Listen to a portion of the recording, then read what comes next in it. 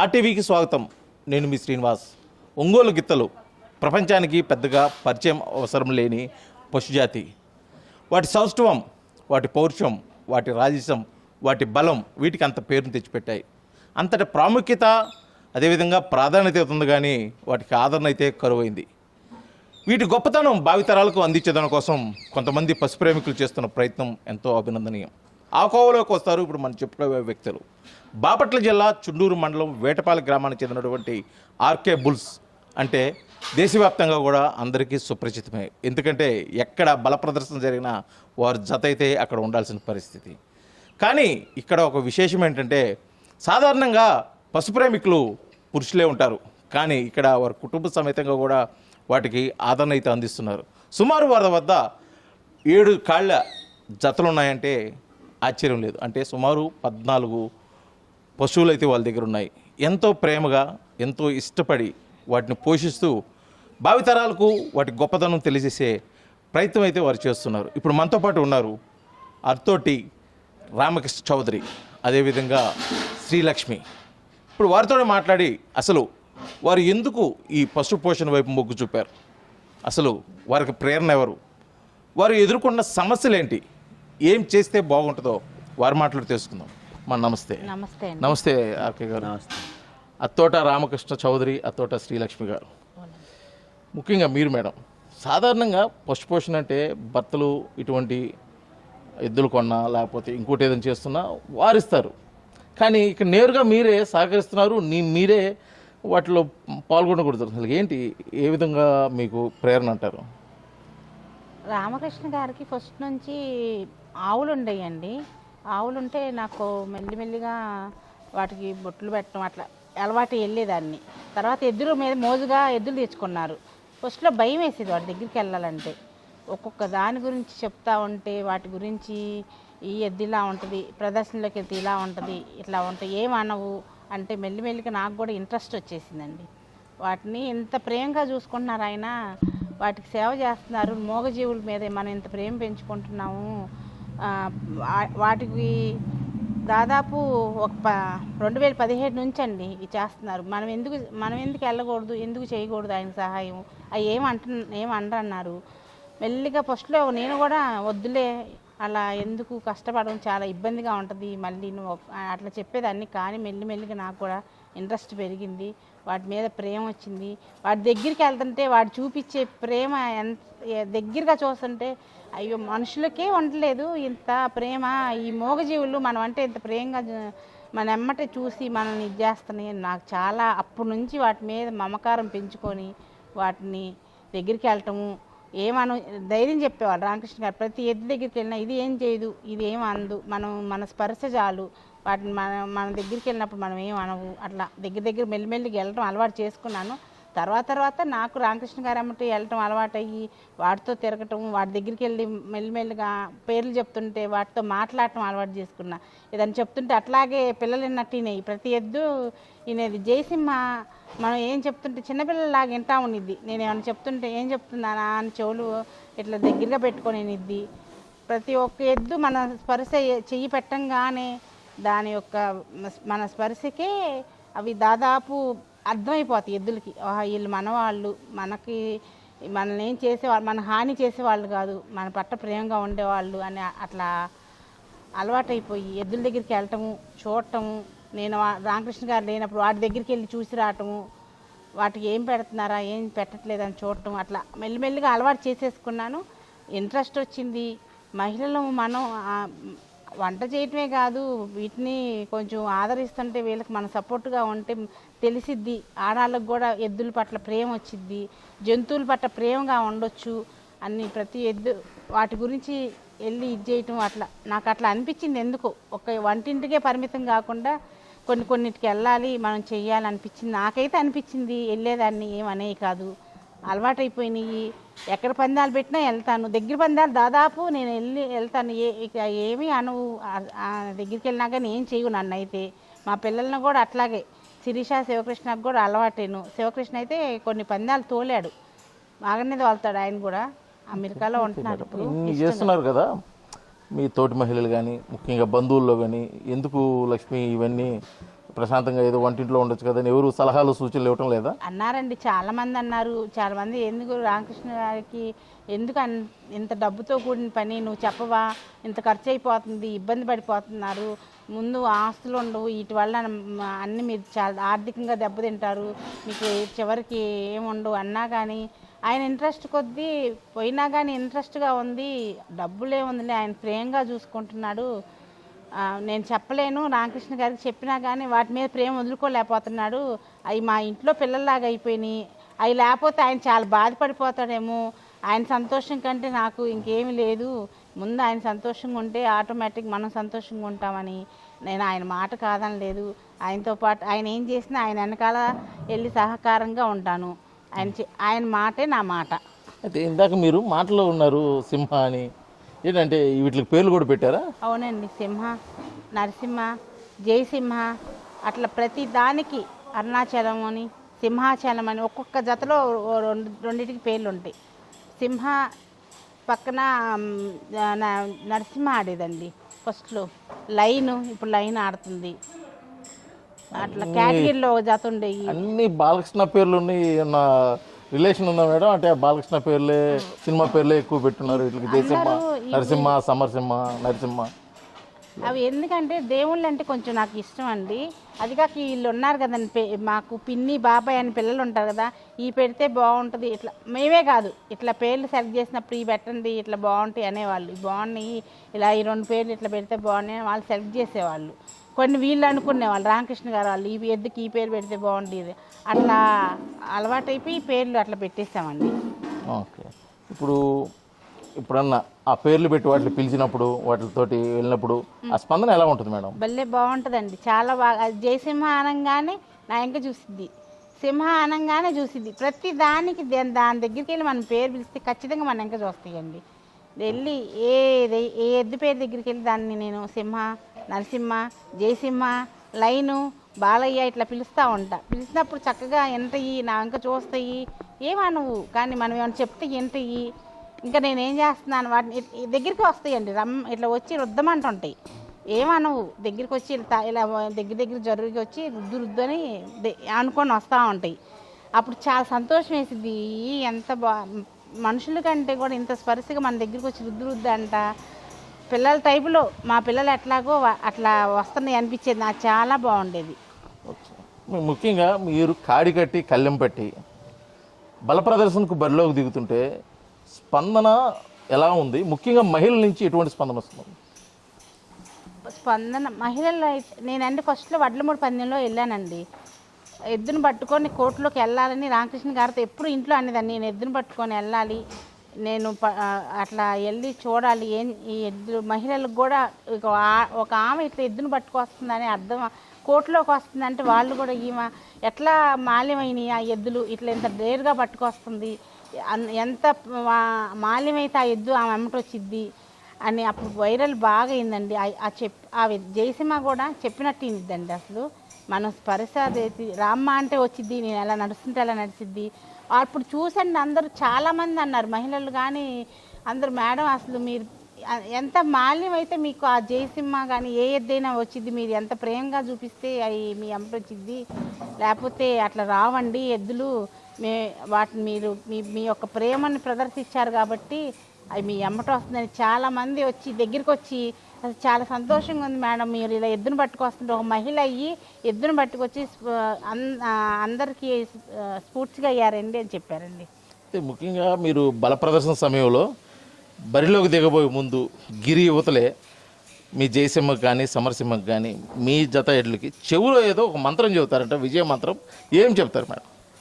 నేనండి మామూలుగా నాకు పూజలు ఎక్కువ ఇష్టం అండి. నేను దేవుడి మంత్రం మామూలుగా చెప్తా ఉంటా. ఏం చెప్తా అంటే, ఆంజనేయ స్వామి మెయిన్ మాకు బడిలో తిరిగేటప్పుడు శక్తి ఇవ్వాలి ఆంజనేయ స్వామిని ధైర్యంగా ఒక మంత్రం చెప్తానండి. మామూలుగా జై శ్రీరామ్ అని చెప్తాను, విజయం తీసుకురావాలి, జై శ్రీరామ్ జై శ్రీరామ్ అని చెప్తాను చెవులు, అవి అలాగే వింటాయి. విని జయసింహ అయితే చాలాసార్లు నేను ఎన్ని మంత్రం చెప్తుంటే శ్రద్ధగా వినిద్ది. జై శ్రీరామ్ మనమ్మ ఆంజనేయ స్వామి మనకి అండగా ఉంటాడు, నీకు కాళ్ళలో శక్తి ఇస్తాడని చెప్తా. అట్లా ఆ మంత్రం జై శ్రీరామ్ అని చెప్తానండి. సాధారణంగా ఎడ్లు అంటే కొద్దిగా బల ప్రదర్శన చేస్తాయి, పుష్టిగా ఉంటాయి, బలంగా ఉంటాయి, కొద్దిగా అగ్రెసివ్గా కూడా ఉంటాయి. కానీ మీరు చెప్పే విధంగా చూస్తే ఇవి చాలా సాఫ్ట్గా ఉన్నాయి. అలాగే అగ్రెసివ్గా ఉన్న ఏదైనా కోడి మీ దగ్గర ఉందంటారా? ఉందండి. ఏదుందంటే బాలయ్య ఒకటి ఉంది, బీస్ట్ నా వెనకాల ఉంది. అవైతే ఒకసారి రామకృష్ణ గారిని కూడా పొడిచిందండి. దానికి ఎత్తి కిందేసి దాని దగ్గరికి దర్దాపు ఎవరు వెళ్ళరు. బరిలోకి వెళ్ళినప్పుడు కూడా జాగ్రత్తగానే ఉండాలి, మీదకి వెళ్ళటము. బాలయ్య కూడా ఎవరికి అల్లిం కాదు వీళ్ళకి. దాన్ని బేటాలకి తీసుకెళ్ళినప్పుడు ట్రాక్టర్ కట్టి తీసుకొని పోతూ ఉంటారు. అవి రెండు మాత్రం చాలా జాగ్రత్తగా ఉండాలండి. మరి ముఖ్యంగా అయితే ఇప్పుడు పోటీలకు వెళ్తుంటారు కదా, అక్కడ ఇవి గెలవటం ఓటములు అనేది దైవాధీనం. మీకు స్పందన ఎలా ఉంది? అంటే మీరు ఎలా ఫీల్ అవుతారు ఎప్పుడైనా ఒకసారి గెలవలేని పక్షంలో? ఎలా అనిపిస్తుంది గెలిచినప్పుడు? ఎలా ఏదో వాటికి కొంచెం మనము గెలుపు అనే ఓటమి అనేది అన్నిసార్లు మనకే ఇదవుదండి. గెలవచ్చు, ఓడిపోవచ్చు. కానీ మనకు ఎందుకు ఎద్దు తోలలేదా, ఎందుకు మైనస్? రామకృష్ణ గారు ఇంటికి వచ్చినా అడుగుతాయి, మన ఎద్దు ఎందుకు తోలలేదు, ఏమైంది, దానికి ఏమైనా హెల్త్ ప్రాబ్లం ఉందా, నడవలేదా, ఏమన్నా అయిందా అని రామకృష్ణ గారిని అడుగుతా ప్రతిసారి. సెకండ్ వచ్చిన ఎందుకు మంది సెకండ్ వచ్చింది అంటే దానికి చెప్తుంటారు, ఇవాళ బాగానే తోలినయ్యి, లోడు పట్టింది కోర్టు, ఒక్కొక్కసారి రాయి జరగలేదు, అట్లా చెప్తూ ఉంటారు. ఒక్కొక్క దానికేమో కాళ్ళు బాగాలేదు ఈరోజు. ప్రతి దానికి పందెంకి వెళ్ళినప్పుడు వచ్చినప్పుడు ప్రతి ఎద్దుల గురించి రామకృష్ణ గారిని అడిగితే ప్రతి దాని వివరం చెప్తారు. ఈరోజు ఈ ఎద్దు ఎందుకు తోలలేదంటే దానికి కాలు నొప్పిగా ఉంది, అందుకని తోలలేకపోయింది, అట్లా చెప్తూ ఉంటారు. అట్లా నాకు ఓడిపోయినా ఒకేలాగా ఉంటాం, గెలిచినా ఒకేలాగా ఉంటాం. మన టైం అలా ఉంది. నెక్స్ట్ ఏం తీసుకోవాలి, మనం ఏం సరి చేసుకోవాలి, ఏం సరి చేస్తే మళ్ళీ లైన్లోకి వస్తాయి ఎద్దులు అని అంటే బేటాలు వేసుకొని చూసుకోవాలని చెప్తుంటారు రామకృష్ణ గారు. చూసుకొని మనం జాగ్రత్తగా మళ్ళీ ఆపాలంటే ఆపుకొని మళ్ళీ బేటాలు వేసుకొని చూసుకొని మనం లైన్లో ఉన్నాయంటే మళ్ళీ పందానికి తీసుకెళ్తారండి. సరే మేడం, మేము ఇందాక వాటికి తరఫీ తీస్తున్నప్పుడు ఒక చిన్న వీడియో తీసాం. కనీసం చూడటానికి కూడా భయంకరంగా, అంటే మేము మమ్మల్ని చూస్తున్నా కూడా దాని చూపు మాకు చాలా ఇబ్బందికరంగా ఉన్నట్టు. దగ్గరికి వెళ్తే పొడి చేస్తుందా, దాని నుంచి వచ్చే శ్వాస ఏదైతే బుస కొడుతుందో అది సాధారణంగా ఏదైనా అలిసిపోయినప్పుడు అంత బుస వస్తుంది. ఇది కాముగా నుంచున్నా కూడా అంత అగ్రెసివ్గా ఉంది. అసలు ఇది ఒకసారి చూడండి మేడం.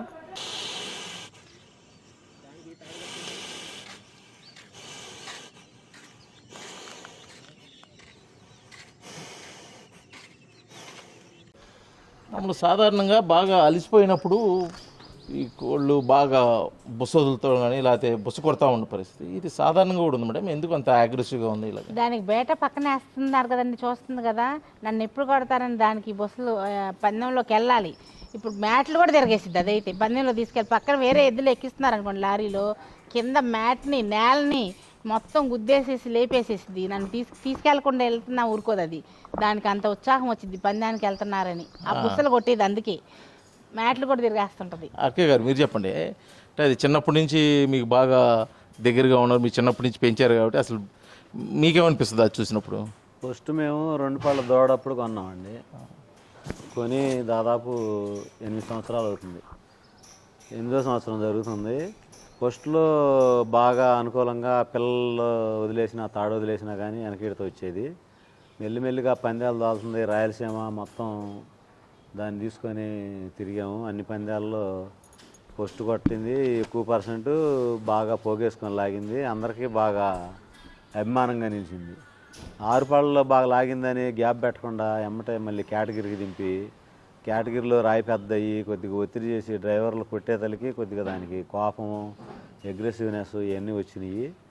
వచ్చి తర్వాత దాన్ని పందాన్ని తీసుకెళ్ళిపోయినా కానీ బుస కొట్టి కాలు దువ్వి గోల్ చేసిద్ది. తర్వాత కొన్నాళ్ళు రెస్ట్ ఇచ్చాము. రెస్ట్ ఇచ్చిన తర్వాత మళ్ళీ ఎద్దు బాగానే రెడీ అయింది.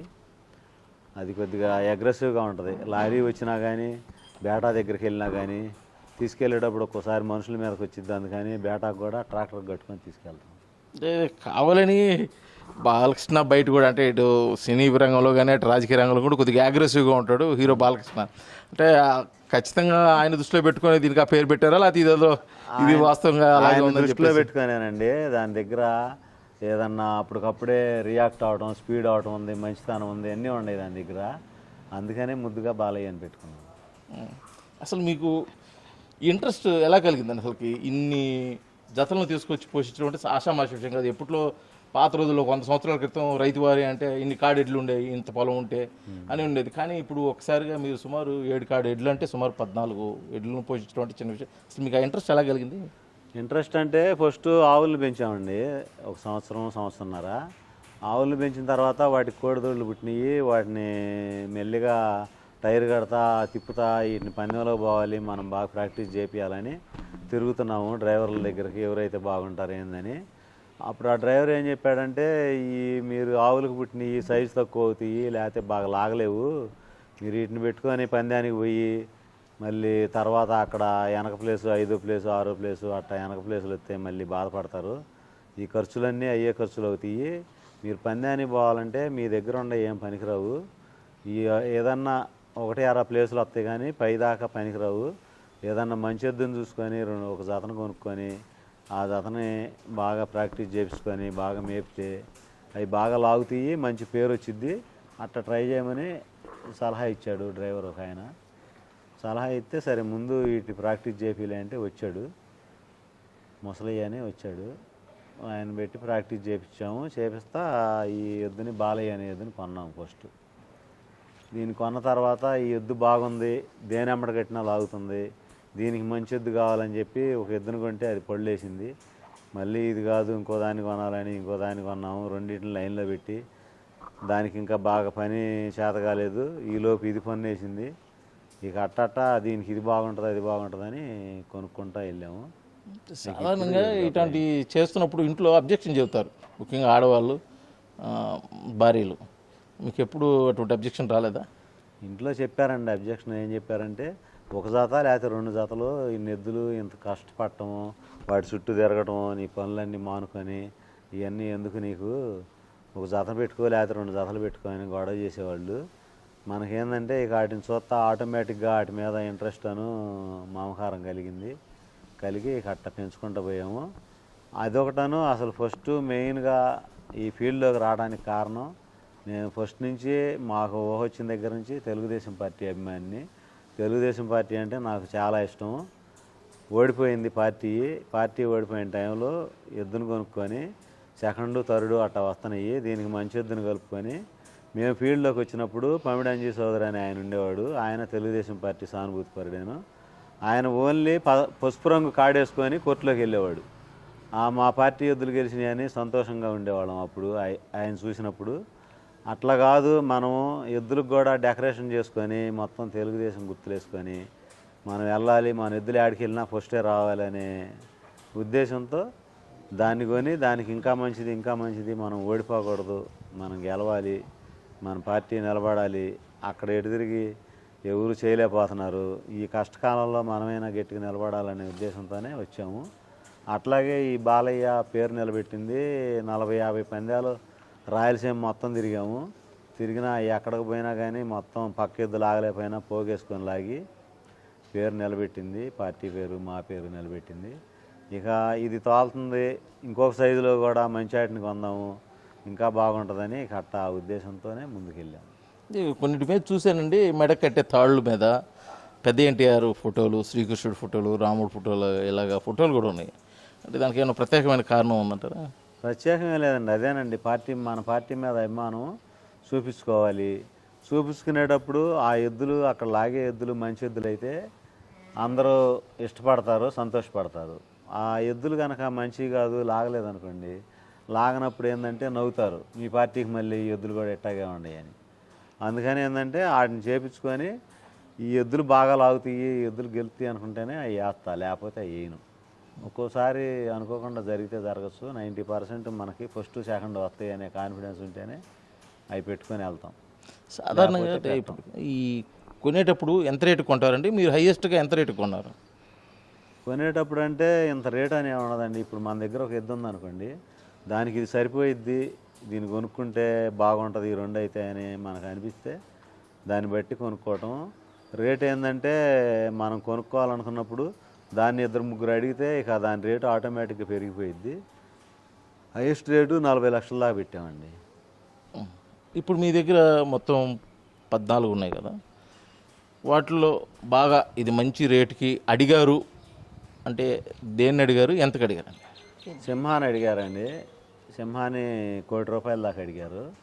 అయినా కానీ అమ్మటానికి ఇష్టపడలేదు. నేను తర్వాత ఇంట్లో అడిగాను, ఎద్దులు తగ్గిమంటున్నారు కదా, మరి అమ్మాలనుకుంటే మంచి రేట్ వచ్చింది, మరి ఏంటంటే సింహాన్ని అమ్మటానికి వీల్లేదు, అది మనకు పేరు తెస్తుంది, ఎక్కడికి వెళ్ళినా కానీ ఫస్ట్ వస్తుంది, వద్దని అన్నారు. సర్లే అని ఇక మీరు చెప్పండి మేడం, సాధారణంగా ఒక ఎద్దు ₹1,00,00,000కి రేటుకు పోతుందంటే కామన్గా మొక్కు చూపుతారు, అంటే ఇంట్రెస్ట్ చూపుతారు, అమ్మేద్దాంలే ₹1,00,00,000 వస్తున్నాయి కదా, ఇంకా 2-3 కొనుక్కోవచ్చు అని. మీరు ప్రత్యేకించి వద్దని చెప్పేసి అన్నారని చెప్పి ఆర్కే గారు చెబుతున్నారు, ఎందుకని అంటారు? ప్రత్యేకమైన కారణం?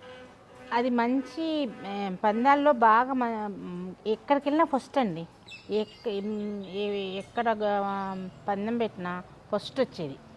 అది లేకపోతే మన ఆర్కే సంస్థ లేదండి. వాళ్ళ ఆర్కే గారి గురించి చెప్పుకున్నారంటే కేవలం అసీమా ఉంటేనే ఆర్కే గారి గురించి చెప్తున్నారు. అది లేకపోతే వాళ్ళ ఆర్కే గారు లేదు, సంస్థ లేదు, ఏం లేదు. ఫస్ట్ పేరు తెచ్చింది అదే, ఎక్కువ డబ్బులు వచ్చినాయి దానికే, ఎక్కువ ప్రైజ్ మనీ కలిగింది కూడా దాన్నే. ₹1,00,00,000 మనకు ముఖ్యం కాదు, నీకు పేరు తెస్తుంది ఆర్కే బుల్స్లో, అది దాన్ని నమ్మితే నీకు ఆర్కే సంస్థ అనేది ఉండదు. నువ్వు ఎన్ని ఎద్దులు తెచ్చుకున్నా అనవసరం, ముందు పేరు తెచ్చింది 200 ఫస్ట్లు అండి. అది ఆ 200 ఫస్ట్ తెచ్చిందంటే ఇవాళ ఆర్కే గారు అంటే ఎక్కడికి వెళ్ళినా ఇన్ని రాష్ట్రాల్లో మెయిన్ వెళ్ళాడంటే ఆ సింహ వల్లనే మాకు పేరండి. అది తెచ్చిపెట్టిన ఫస్ట్. కానీ దానికి ఉన్న క్రేజ్ ఎట్లా ఉంటుందంటే, బయటకు వెళ్తే సింహ అంటే ఒక దేవుడిని పూజించినట్టు పూజిస్తాడు. ప్రతి ఒక్కరికి ఆ గుండెల్లో నిలిచిపోయిందన్న అభిమానులు సింహాకి. ఇప్పుడు కూడా మొన్న మహానందిలో వెళ్తే బ్యానర్లో కట్టుకొని వచ్చాడు ఒక అబ్బాయి. ఆ సింహాన్ని చూస్తే నా కళ్ళలో నిజంగా బడిలోకి వచ్చిందేమో అంత కళ్ళలో నీళ్ళు వచ్చేసింది దాన్ని. అది అంత అభిమానం తెచ్చుకున్నది. డబ్బులు ఇస్తే వాళ్ళ డబ్బులు ₹1,00,00,000 ఉంటాయి, పోతాయండి. ఆ పేరు, ఆ అభిమానము, వాళ్ళు ఇచ్చే పిన్ని బాబాయ్ అంటా వచ్చేవాళ్ళు, ఇవన్నీ ఎక్కడ వచ్చేవాళ్ళండి వీళ్ళంతా? ఇవాళ కేవలం వాళ్ళందరూ మనకి చుట్టాలు అయ్యారు. పిన్ని బాబాయ్ అన్నది సింహ ద్వారానే సాధ్యమైందండి. సింహానే మెయిన్ అండి మాకు. ఆర్కే గారు, ఇప్పుడు మీ దగ్గర సుమారు 14 ఉన్నాయి, వాటి విలువ మొత్తం ఎంత ఉంటుందండి? విలువ 4-5 కోట్లు ఉంటుందండి. 4-5 కోట్లు ఉంటాయి, 14 అంటే 7 జతలు. వీటికి ఖర్చు ఎంత అవుతుందండి నెలకి సుమారు? ఖర్చు అంటే నెలకి 4-5 లక్షల మధ్యలో అయిందండి. మొత్తం ఉద్యోగస్తులకు జీతాలు కానీ, వాటికి పెట్టే దాని కానీ, ముఖ్యంగా ఆహార విషయంలో వాటికి అంత బలంగా బలిష్టంగా పోటీలకు వెళ్ళి గెలుచుకురావడం చిన్న విషయం కాదు. వాటికి ముఖ్యమైన ఆహార విషయంలో ఎటువంటి జాగ్రత్తలు తీసుకుంటారు, ఎటువంటి ఆహారం పెడతారు? ఆహారం ఉదయం ఉలవలు పెడతారు, సాయంత్రం కూడా ఉలవలు పెడతారు. మధ్యాహ్నం బార్లీ గింజలను బెల్లం కలిపి కాచి బార్లీ జావ పెడతారు. ఇక ఉదయం బాదం పప్పు ఒక్కొక్క ఎద్దుకి ఒక 50 నుంచి 100 గ్రాముల మధ్యలో పెడతారు. ఇంకా మళ్ళీ పందాలు ఉండయి, ఏదన్నా ఇంకా బలంగా ఉండాలంటే డ్రై ఫ్రూట్స్ అన్నీ కలిపి పౌడర్ వేసి పౌడర్ పెడతారు కొంచెం. ఇంకా కొంతమంది అరటికాయలు పెడతారు, ఖర్జూరా పెడతారు. ఇక రకరకాలుగా ఒక్కొక్కళ్ళు ఒక్కొక్క రకంగా ట్రై చేస్తూ ఉంటారు. అంటే కదండి, ఇప్పుడు మీరు చెప్తున్న ఈ ఆహారం చూసుకున్నట్టయితే చాలా కాస్ట్ ఉంటుంది. అంటే ఉలవల కానీ, బాదం కానీ, అలాగని చెప్పేసి బార్లీ నీళ్ళు కానీ, వీళ్ళకి ఇచ్చే జీతాలు కానీ, మీరు చెప్పే ఎక్స్పెండిచర్ కొంచెం తక్కువగా అనిపిస్తుంది. ఏదన్నా ప్రత్యేకమైన ప్రైజ్ మనీ రావటం కానీ, దీనికి ఏదన్నా నిధులు కేటాయించడం కానీ ఏమైనా చేయడం జరిగిందంటే? అట్లా ప్రత్యేకంగా కేటాయించడం ఏమి ఉండదండి, మనం పెట్టుకుంటా ఉండమే. ప్రైజ్ మనీ అంటే ఇప్పుడు మన దగ్గరే ఉండవు పందాలు. ఇక్కడ నుంచి రాయలసీమ వెళ్ళాలి, తెలంగాణ వెళ్ళాలి, చాలా దూరం వెళ్ళాల్సి వచ్చింది. వెళ్ళినప్పుడు ట్రావెలింగ్ కానీ మనం వెళ్ళటానికి కానీ ఎక్స్పెన్సెస్ చాలా అవుతాయి. ఆ ప్రైజ్ మనీ కంపేర్ చేసుకుంటే కుదరదు. సరే, ఇప్పుడు ఇంత విలువైన జతలు మీ దగ్గర ఉన్నాయి కదా, అంటే వాటికి ఆరోగ్యపరంగా ఎటువంటి జాగ్రత్తలు తీసుకుంటారు? అంటే ఆహార విషయంలో డైట్ ఫుడ్ ఇస్తున్నారు, ఆరోగ్యపరంగా ఎటువంటి? ఆరోగ్యపరంగా ఎద్దు ఎంతవరకు తింటుంది ఏందనేది చూసుకొని ఎప్పటికప్పుడు జాగ్రత్త పడతానే ఉంటాము. జాగ్రత్త పడతా ఉన్నప్పుడు ఒక్కోసారి ఏంటంటే చిన్న చిన్న సమస్యలు వస్తాయి. వచ్చినప్పుడు మనం కనుక ఇక్కడ లేకుండా ఎక్కడన్నా బయటికి వెళ్ళి పందాల దగ్గర ఉంటే ఇక్కడ వాటిని పర్యవేక్షించే వాళ్ళకి అంత అనుభవం ఉండదు. ఉండనప్పుడు ఎద్దుల్లో ఆరోగ్యంలో తేడా వస్తుంది. వచ్చినప్పుడు మనం ఎక్కడన్నా ట్రీట్మెంట్ చేయించుకోవడానికి సరైన వైద్య విధానం లేదు. ఒక ఎక్స్రే కానీ, స్కానింగ్ కానీ ఇట్లాంటివన్నీ ఎక్కడా తీసేయి సరైన హాస్పిటల్ లేవు. గన్నవరంలో కూడా ఏది అడిగినా కానీ లేదంటున్నారు. అక్కడికి కూడా ఫస్ట్లో వెళ్ళేవాళ్ళం మొదట, ఇప్పుడు అక్కడికి కూడా వెళ్ళలేదు. వైద్య విధానమే ఏదన్నా కానీ ఎద్దుకి ఎక్కడ ఏం జరిగింది, ఏం తేడా ఉంది. ₹1,00,00,000 ఎద్దైనా 2 కోట్ల ఎద్దైనా కానీ దానికి ఏ చిన్న సమస్య వచ్చినా దానికి ఏ సమస్య వచ్చింది అని కనుగొనే విధానం లేదు. ఆరోగ్యపరంగా చాలా ఇబ్బందిగా ఉంది. అయితే ఇంత విలువైన ఎద్దులు మీ దగ్గర ఉన్నాయి కదా, ముందు జాగ్రత్తగా ఏదైనా ఇన్సూరెన్స్ చేయించడం కానీ అలాంటి జాగ్రత్తలు తీసుకోవడం జరిగిందా? చేయించారా? ఇన్సూరెన్స్లు అంటే ఆవులకను వీటికి ఉంటాయి. వీటికైనా కానీ ₹1,00,000 లేకపోతే 2 లక్షలు మ్యాక్సిమం, అంతకు మించి ఎక్కువ ఉండవు. వీటి విలువ ఏంటంటే 30 నుంచి 50 కోటి రూపాయలు కూడా ఉంటుంది కదా. అందుకని ఇన్సూరెన్స్ కంపెనీలు అంతంత కాస్ట్తో ఇన్సూరెన్స్ చేయవు. శ్రీలక్ష్మి గారు, మిమ్మల్ని ఒక విషయం అడగాలి. మొదటి నుంచి తోట శ్రీలక్ష్మి అంటున్నా కూడా అన్నపూర్ణాదేవి అంటే చాలామంది గుర్తుపడుతున్నారు. ఆమె అన్నపూర్ణ గారా అంటున్నారు. ఏం మేడం ఆ పేరు రావడానికి గల కారణం ఏంటి? బయట ఫుడ్ పెట్టనండి. వాళ్ళు ఎవరు వచ్చినా నేను సొంతగా చేసి పెడతాను. ఎంతమంది వచ్చినా ఎవరు వచ్చినా కానీ మొత్తం వండి పెడతాను. స్వయంగా నా చేతులతో వండి పెట్టి అందరూ తిన్నారమ్మా, తినాలండి తినకపోతే అని పెట్టి అట్లా పెట్టడం నాకు ఇష్టం. అందుకని వాళ్ళందరికీ అభిమానంతో నా పేరు అట్లా పెట్టుకున్నారు, వాళ్ళు అన్నపూర్ణమ్మ అని. ఆ పిన్ని ఎప్పుడు వెళ్ళినా మాకు పెట్టిద్ది, ఎవరు వెళ్ళినా తినమ్మా అంటది అందరినీ. ఎంతమంది వచ్చినా నేను 50 మంది వచ్చినా 100 మంది వచ్చినా తిని భోంచేసి వెళ్ళండి అని. ఇవాళ బయట వేస్తారనుకోండి 30 మంది ఉంటారు, 50 మంది, 100 మంది బయట వాళ్ళు వస్తుంటారు. వాళ్ళు వచ్చినా కూడా నేను పిలుస్తాను, రండి తినేసి వెళ్ళండి, టిఫిన్ తినేళ్ళండి అంట. వాళ్ళ అభిమానంతో ఆమె ఎవరు వెళ్ళినా ఇంటికి చక్కగా తిని వెళ్ళమంటది అని అట్లా పేరు తెచ్చుకున్నానండి. అయితే ఇంతసేపు మీతో మాట్లాడిన తర్వాత ఈ ఒంగోలు గిత్తలు పశుజాతికి ఆదరణ అయితే చాలా తక్కువ ఉందని అనిపిస్తుంది. ఎందుకంటే ఇప్పుడు ఆర్కే గారు చెప్పిన విధంగా వైద్యపరంగా కానీ ఆదరించే వాళ్ళు కూడా తక్కువ పరిస్థితులు. మన జాతి నశించిపోకుండా అంటే ముందు తరాలకు అందించాలంటే ఏం చేస్తే బాగుంటుందని మీ అనుభవాలు ఏమిటో చెప్తారా? నేనైతే అండి వీటి మీద ప్రేమతో అమ్మ రుచులని స్టార్ట్ చేశానండి మొన్న. వీటికి నా వల్ల ఏమైనా సహాయపడతానా, వీటికి ఏమన్నా నా వంతు ఏమైనా సహాయం చేయగలనా.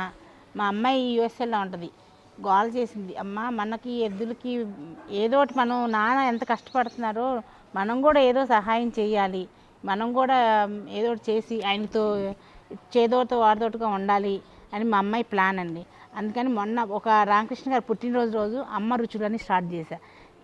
దానికి వచ్చిన ఏ రూపాయి అయినా ఆ ఎద్దులకే, దానాలకు కానీ దేనికైనా దానికే వాడటానికి కోసమే నేను అమ్మ రుచులని స్టార్ట్ చేశానండి. నా వంతు నేను చేయగల సహాయం ఏమైనా ఉందా అంటే అట్లా నేను అనుకొని, మా అమ్మాయి అనుకొని అట్లా ఆయనకి చేయగలం, హెల్ప్ చేయగలం. రామకృష్ణ గారికి మేము కూడా ఆ మూగజీవులకి ఏమైనా చేస్తే బాగుంటుంది అనిపించింది మాకు. అట్లా అని అమ్మ రుచులని స్టార్ట్ చేసి పెట్టానండి. ఖచ్చితంగా మేడం, మా ఆర్టీ తరఫున కూడా మీరు అనుకున్న కార్యక్రమం విజయవంతం కావాలి, అమ్మ రుచులు విజయవంతం కావాలి, దానివల్ల ఒంగోలు పశుజాతి అభివృద్ధి చెందాలని కోరుకుంటూ ఇది ఆర్కే దంపతులు చెప్తున్న మనోగతం. నశించిపోతున్న ఒంగోలు గిత్తల జాతి అభివృద్ధి కోసమే కాదు, ఇది తరతరాలుగా మనకు వస్తున్న ఒక సాంప్రదాయం, ఇది మన ఆస్తి. ఈ ఆస్తిని కాపాడడం కోసం ప్రతి ఒక్కరు కూడా కృషి చేయాల్సిన ఆవశ్యకత ఉంది.